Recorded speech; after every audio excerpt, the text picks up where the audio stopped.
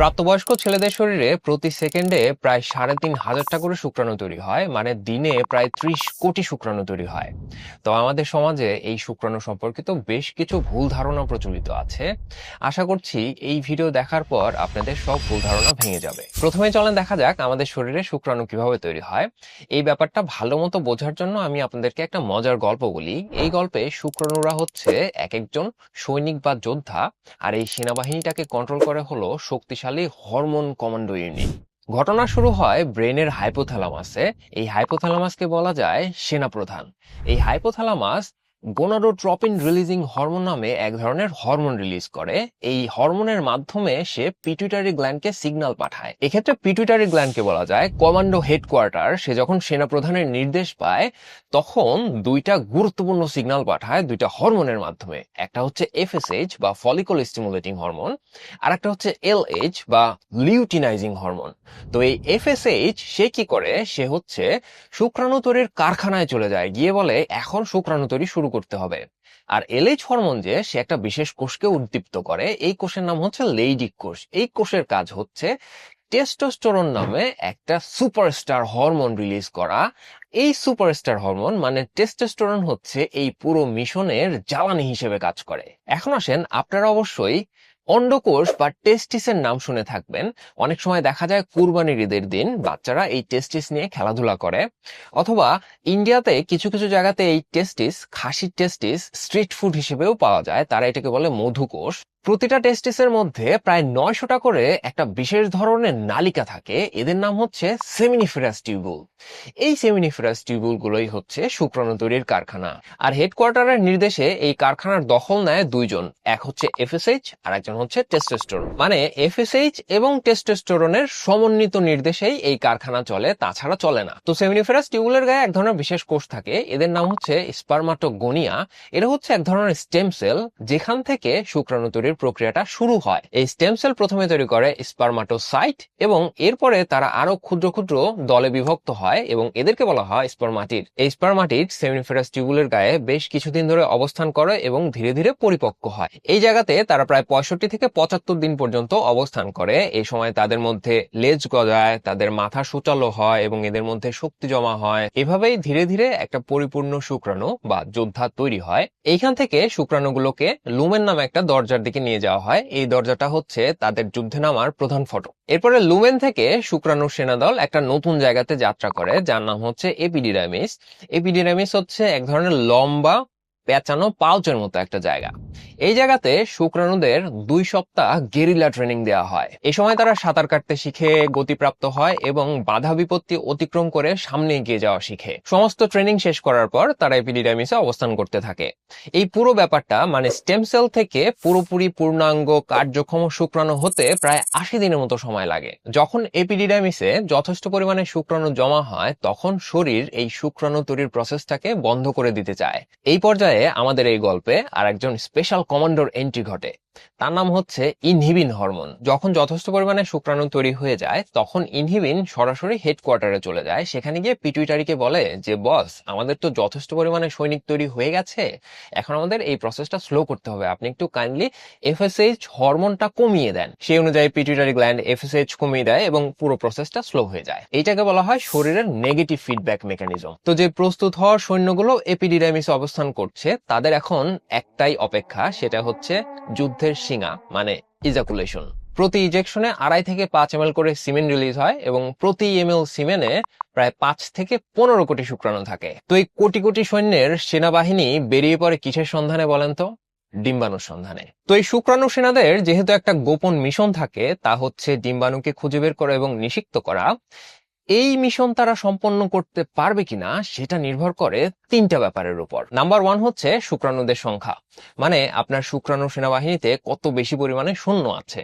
যদিও মাত্র একজন সোলজারই যথেষ্ট শত্রুকে ঘায়েল করার জন্য, মানে ডিম্বাণুতে প্রবেশ করার জন্য, কিন্তু বাস্তবতায় যেটা হয় এদের মধ্যে অনেক অনেক সৈন্য যাওয়ার পথে মারা যায় অথবা দুর্বল হয়ে যায়, মানে পথটা অনেকটা দুর্গম পথ। এজন্য সৈন্য সংখ্যা যত বেশি হবে ডিম্বাণু পর্যন্ত পৌঁছানোর সম্ভাবনাও তত বেশি বেড়ে যাবে। আইডিয়ালি প্রতি এমএলএ কমপক্ষে 1.5 কোটি সেনা থাকা উচিত, কিন্তু যদি এর থেকে কম হয় তাহলে যে নিষিক্ত হবে না বিষয়টা এরকম না। না, তবে সম্ভাবনা কমে যাবে। যত বেশি সংখ্যক শূন্য তত বেশি নিষিক্ত হওয়ার সম্ভাবনা। নাম্বার 2 হচ্ছে শুক্রাণুদের চলার ক্ষমতা বা মোটিলিটি। দেখেন, আপনার সেনাবাহিনীতে কোটি কোটি কোটি কোটি কোটি সেনাও যদি থাকে, কিন্তু যদি এমন হয় তারা ভালো মতো সাঁতার জানে না, ভালো মতো দৌড়াতে পারে না, তখন কি হবে? যুদ্ধের ময়দানে পৌঁছানোর আগেই যদি বড় একটা নদী পড়লো, তখন তো তারা পানিতে ডুবে মারা যাবে। তো এইরকম বিভিন্ন অবস্টাকল ঘটতে পারে। তাই আইডিয়ালি আপনার শুক্রাণু সেনাদের মধ্যে কমপক্ষে 40% সোলজারদের সাঁতার কাটার ক্ষমতা থাকতে হবে, মানে মোটিলিটি থাকতে হবে, যেন তারা সাঁতরে জায়গা মতো পৌঁছাতে পারে। যদি এর কম হয়, তখন এই নিষিক্ত হওয়ার বা গর্ভধারণের সম্ভাবনা আস্তে আস্তে কমতে থাকে। যত বেশি হয় তত ভালো। নাম্বার 3 হচ্ছে স্পার্মের গঠন। এদের শরীরের শেপটা কেমন হবে সেটা একটা গুরুত্বপূর্ণ বিষয়। মানে এদের মাথাটা হতে হবে ডিম আকৃতির, আর এদের একটা সুন্দর লেজ থাকবে, যেন তারা খুব ভালো মতো সাঁতার কেটে জায়গা মতো পৌঁছাতে পারে। এখন আসেন দেখা যাক যে 10টি কারণে ছেলেদের বন্ধ্যাত্বের ঝুঁকি বেড়ে যায়, মানে বাবা হওয়ার সম্ভাবনা কমে আসে। নাম্বার 1 হলো ক্রনিক ডিজিজেস বা দীর্ঘমেয়াদী রোগ, যেরকম ডায়াবেটিস, লিভারের রোগ, জন্ডিস। এই সমস্ত রোগের কারণে শুক্রাণু তৈরির প্রসেসটা ব্যাহত হয়, যার জন্য শুক্রাণু তৈরিও হয় কম। নাম্বার 2 হচ্ছে ওবিসিটি বা স্থূলতা, মানে মোটা হয়ে যাওয়া। এখন ওবিসিটি আসলে কোনটা? যাদের বিএমআই 30-এর বেশি তারা হচ্ছে ওবিস। খুব সহজেই আপনি আপনার বিএমআইটা ক্যালকুলেট করতে পারবেন। কিভাবে? আপনার ওজনকে উচ্চতা দিয়ে ভাগ দিলেই আপনার বিএমআই হয়ে যাবে। কিন্তু ওজনকে নিতে হবে কেজিতে, আর উচ্চতাকে মিটারে নিয়ে তাকে স্কোয়ার করতে হবে। ধরেন আপনার ওজন হচ্ছে 70 কেজি আর উচ্চতা 1.75 মিটার। এখন ওজনকে উচ্চতার স্কোয়ার দিয়ে ভাগ দিলে আমরা পাবো হচ্ছে 22.9। যাদের বিএমআই 18 এর কম তারা হচ্ছে আন্ডারওয়েট, মানে তাদের উচিত আরো ওজন বাড়ানো। যারা মোটামুটি 18 থেকে 25-এর মধ্যে, তাদেরকে বলতে পারেন নর্মাল। 25.5 থেকে 29 পর্যন্ত এইটা হচ্ছে ওভারওয়েট।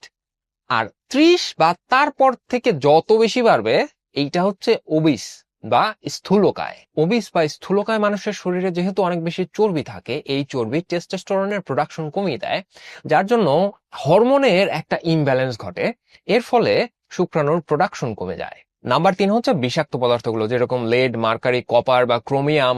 এই হেভি মেটালগুলো মাঝে মাঝেই আমরা নিউজে দেখি যে আমাদের ব্রয়লার মুরগিতে হেভি মেটাল পাওয়া গেছে, বেগুনে হেভি মেটাল পাওয়া গেছে, এখানে সেখানে বিভিন্ন জায়গাতে হেভি মেটাল পাওয়া গেছে। এই হেভি মেটালগুলো আমাদের বিভিন্ন ধরনের ক্ষতি করে, ক্যান্সার তৈরি করতে পারে এবং এছাড়া আরো বিভিন্ন ক্ষতি করে। তার সাথে শুক্রাণুর উৎপাদন প্রক্রিয়া ব্যাহত করে এবং শুক্রাণু যেগুলো তৈরি হয় সেগুলোর গঠনকেও নষ্ট করে দেয়। নাম্বার 4 হচ্ছে ধূমপান এবং মদপান। ধূমপানের মধ্যে সিগারেট পান অথবা গাঁজা, যে কোনো ধরনের ধূমপান, আর মদ পানের মধ্যে আপনি যে কোনো ধরনেরই মদ পান করেন। এগুলোর কারণে টেস্টোস্টেরন হরমোন কমে যায়। টেস্টোস্টেরন হরমোন কমলে বিভিন্ন হরমোনাল ইমব্যালেন্স তৈরি হয় এবং সেই থেকে শুক্রাণুর প্রোডাকশন কমে যায়। 5 নাম্বার হচ্ছে বাইরে থেকে শরীরে হরমোন প্রবেশ করানো বা স্টেরয়েড প্রবেশ করানো।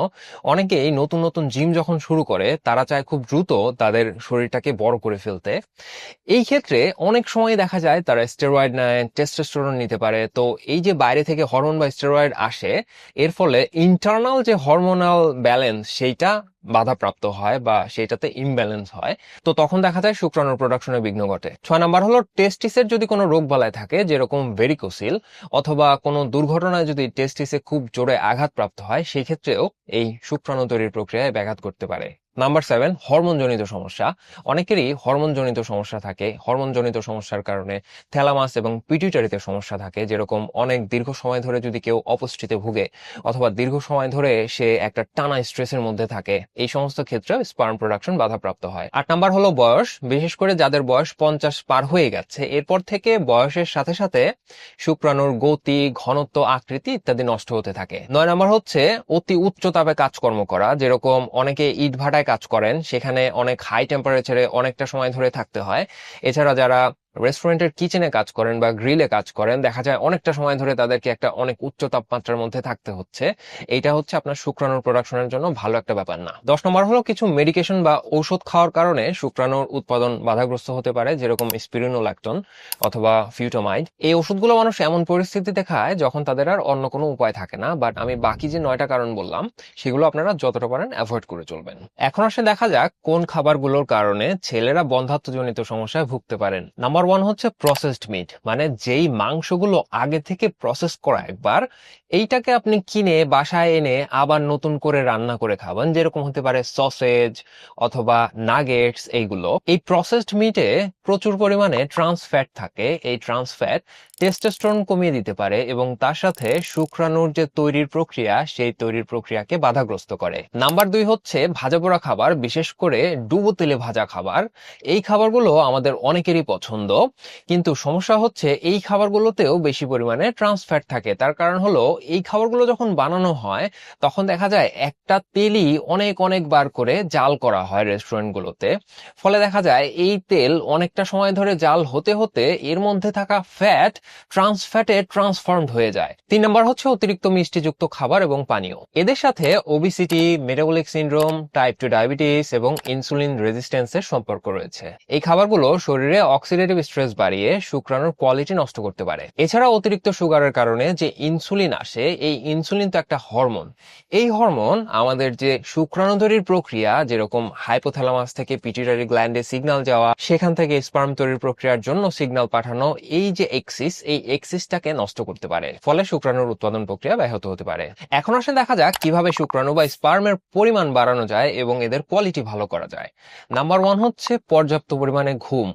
গবেষণায় দেখা গেছে অপর্যাপ্ত ঘুম অথবা অতিরিক্ত ঘুম অথবা যারা রাতে দেরিতে ঘুমাতে যান, এই তিনটাই শুক্রাণুর জন্য খারাপ। যারা 6 ঘন্টার কম ঘুমিয়েছেন অথবা 9 ঘন্টার বেশি ঘুমিয়েছেন অথবা রাতে অনেক দেরিতে ঘুমান, তাদের মধ্যে শুক্রাণুর পরিমাণ কমে গেছে, এদের কোয়ালিটি কমে গেছে এবং সিমেনের ভলিউম কমে গেছে। তাই প্রতিদিন 7 থেকে 8 ঘন্টা ঘুমাতে হবে এবং রাতে দ্রুত ঘুমিয়ে পড়তে হবে। নাম্বার 2 হচ্ছে এক্সারসাইজ বা ব্যায়াম। গবেষণায় দেখা গেছে এক্সারসাইজের কারণে টেস্টোস্টেরন হরমোন বেড়ে যায় এবং তার সাথে সিমেনের কোয়ালিটি ভালো হয়। তবে কিছু গবেষণায় আবার দেখা গেছে যারা অতিরিক্ত পরিমাণে ব্যায়াম করেন তাদের ক্ষেত্রে উল্টো ঘটনা ঘটতে পারে। তো যারা নর্মাল মানুষ আছেন, মানে প্রফেশনাল খেলোয়াড় না, তাদের জন্য সপ্তাহে কমপক্ষে 150 মিনিট ব্যায়াম করতে হবে। আপনি সাইক্লিং করতে পারেন, দৌড়াতে পারেন অথবা যে কোনো ধরনের ব্যায়াম করতে পারেন। নাম্বার 3 হচ্ছে মানসিক চাপ বা স্ট্রেস। অনেক সময় দেখা যায় নর্মালি অনেকে একটু বেশি পরিমাণে কাজ করেন, কারণ এই লোকটা ওই কাজ করতে পছন্দ করছেন।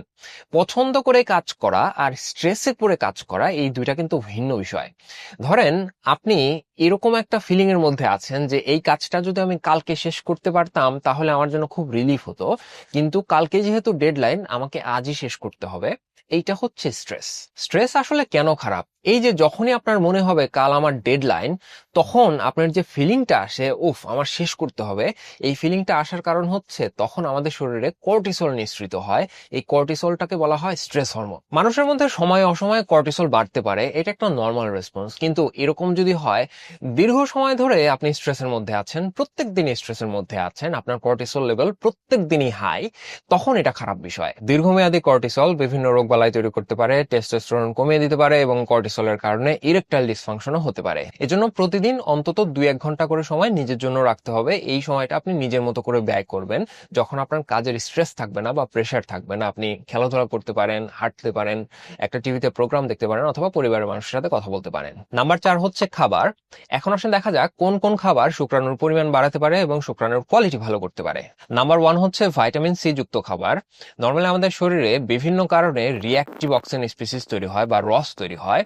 এগুলো আমাদের বিভিন্ন জায়গাতে গিয়ে অক্সিডেটিভ স্ট্রেস দেয়, মানে ক্ষতি করে। তো ভাইটামিন সি এই রসগুলোকে অকার্যকর করতে পারে, যার ফলে এরা আর আমাদেরকে অক্সিডেটিভ স্ট্রেস দিতে পারে না। গবেষণায় দেখা গেছে ভাইটামিন সির সাপ্লিমেন্ট শুক্রাণুর কোয়ালিটি ভালো করতে পারে। যেসব খাবারে খুব সহজে ভাইটামিন সি পেতে পারেন সেগুলো হচ্ছে কাঁচামরিচ, পেয়ারা, লেবু, কমলা, স্ট্রবেরি। নাম্বার 2 হচ্ছে ভাইটামিন ডি যুক্ত খাবার। গবেষণায় দেখা গেছে শরীরে ভাইটামিন ডি এর যদি ঘাটতি হয় তাহলে টেস্টোস্টেরনের পরিমাণ কমে যায়।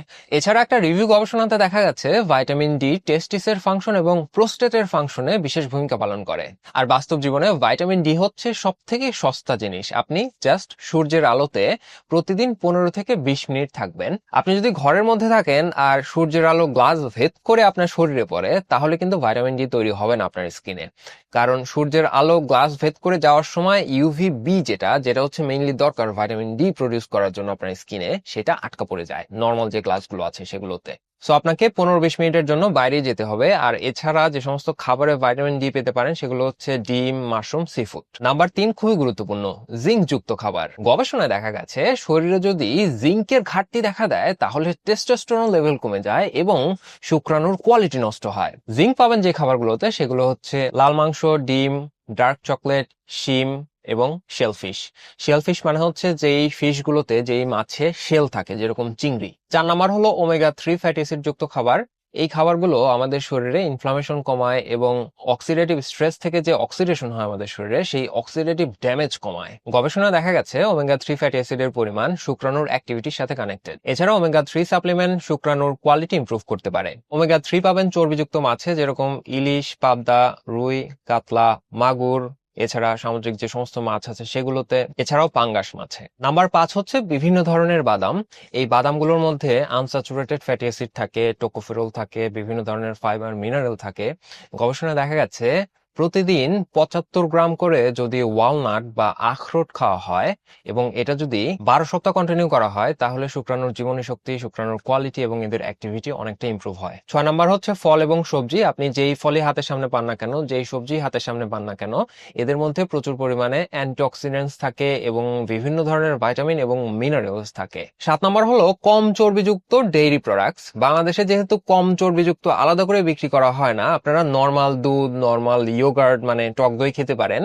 কিন্তু যদি আপনারা বাটার বা ঘি খান সেই ক্ষেত্রে একটু কেয়ারফুল থাকতে হবে। খুব অল্প পরিমাণে ঘি বা বাটার খেতে পারেন, কিন্তু গবেষণায় দেখা গেছে বেশি পরিমাণে হাই ফ্যাট দুগ্ধজাত যে সমস্ত খাবার আছে সেগুলো খেলে সেটা শুক্রাণুর জন্য ক্ষতিকর। মানে ঘি যদি অনেক বেশি পরিমাণে খান, বাটার যদি অনেক বেশি পরিমাণে খান, এটা আপনার শুক্রাণুর জন্য ক্ষতিকর।